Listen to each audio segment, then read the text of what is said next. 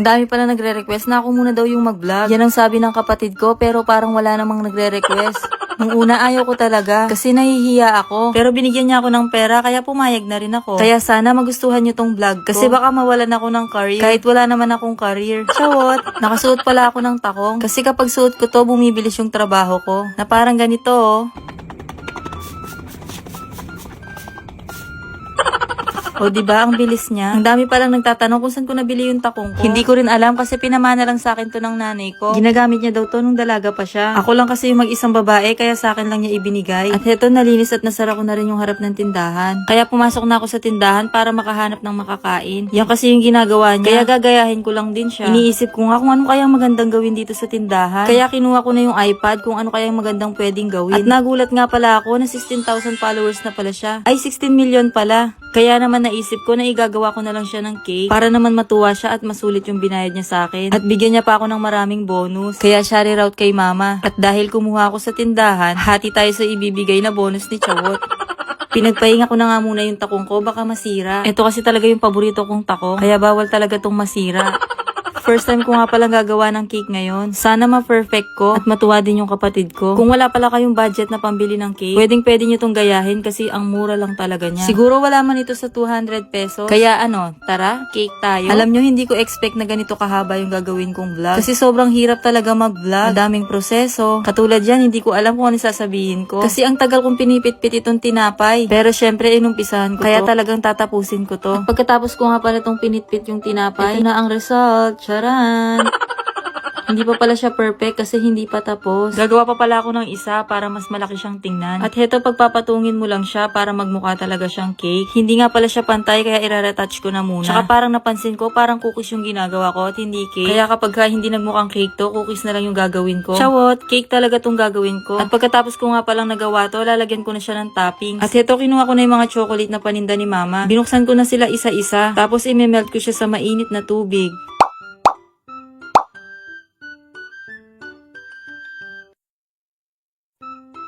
Mabilis lang pala siya matunaw kasi sobrang init din ang nilagay kong tubig. Samahan mo pa yung mainit na panahon. Nilagyan ko na rin siya pala ng konting tsaki para mas lumapot yung tsokolate. Alam nyo, hindi ko expect na aabot sa 16 million followers si Chawot. Kasi dati naaalala ko, ang hiling lang niya ay mahanap niya yung nawawalang Dragon Ball.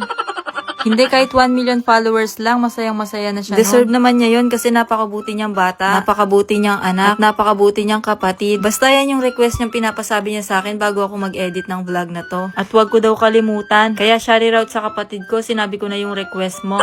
Pinalitan ko pala siya na nakatayo. Pabago-bago din kasi yung isip ko. Pero parang okay na din kasi mas gumanda siya. Nilagyan ko na rin pala siya ng Milo sa taas para mas lalong gumanda. At medyo kinakabahan pa nga ako dyan kasi baka mali yung spelling. Chawot, hindi kasi bawal magkamali dito kasi baka madumihan siya. Happy 16 million sa kapatid ko. Maraming salamat po pala sa sumusuporta sa akin. Ay, sa kanya pala. At heto na nga pala yung finish look na nagawa kong cake. At sana nagustuhan nyo tong cake. At sana nagustuhan nyo rin tong vlog ko. Kaya naman sabi ko sa videographer ko na pumasok na sa kwarto dahil isusurprise ko na siya. Yan. Yan. Happy birthday. Na-surprise ko nga siya kahit siya yung nagbibideo kanina. Masaya naman pala siya sa cake na nagawa ko. Kaya ang wish ko, sana mas marami pang followers na dumating sa'yo. Happy 16 million followers sa kapatid kong Pogi. At sana napasaya ko kayo at na-entertain. Kaya ayun lang, bye-bye!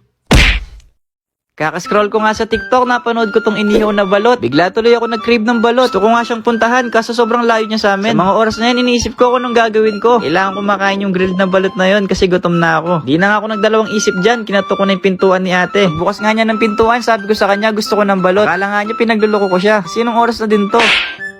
Pagkatapos ko nga magising yung ate ko, ginising ko na din yung kuya ko. Siya din kasi yung magdadrive. Tsaka alam ko meron siyang alam na nagtitinda ng balot. Akala nga din niya pinagloloko ko siya. Kasi anong oras na din to mga guys? Sabi nga ng kuya ko, wag na daw ako manunod sa susunod. Lalo na ng gantong oras. Kasi ang hirap hanapin. Pero nung pinakita ko sa kanila yung grilled na balot, gusto din daw nila. Darating nga namin sa nagtitinda ng balot, buti na lang bukas pa sila. Pasok nga namin dito sa loob, walang katao-tao dito. Parang nakatulog na nga yata yung mga nagtitinda ng balot. Charot!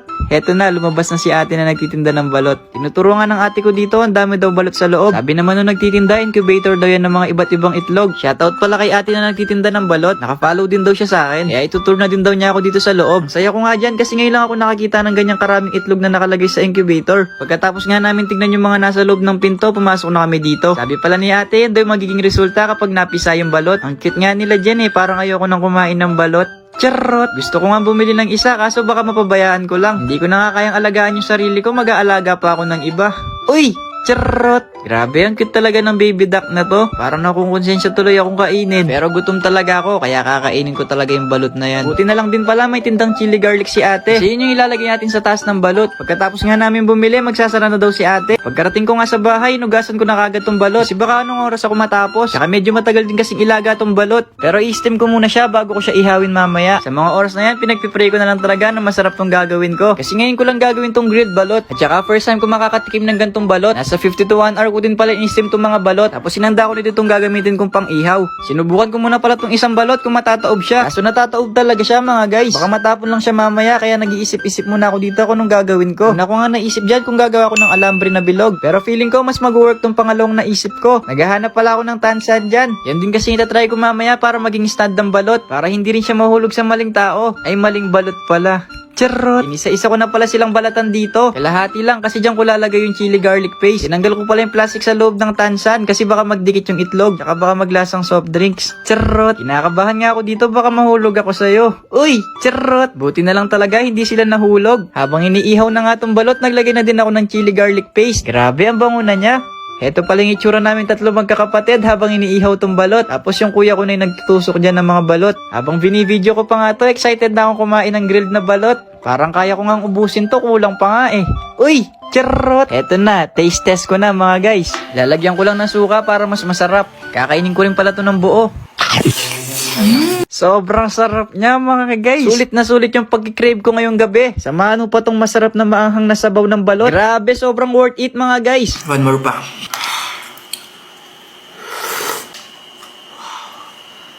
Yan.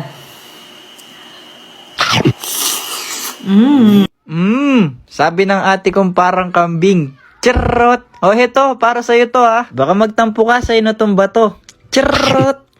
Ay, nako. Napagod na ako kakapintura ng bahay. Ikaw, kailangan papalakad-lakad dyan. Tuloy mo yung pagpipintura ko doon. Sige. Napagod na ako eh.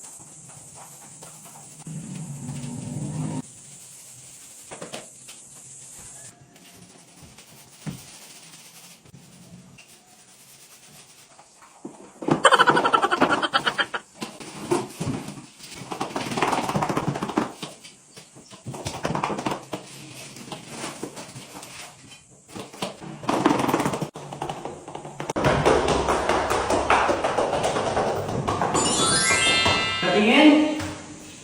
Hay! Hindi, pinapapintura ko nito. Maglalagay pa ako ng design dyan.